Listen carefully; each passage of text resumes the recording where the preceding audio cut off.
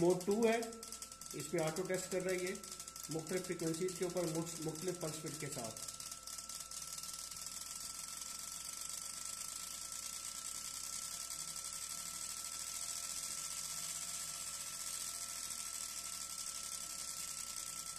ये मुख्तलिफ आरपीएम को सिमुलेट कर रहा होता है।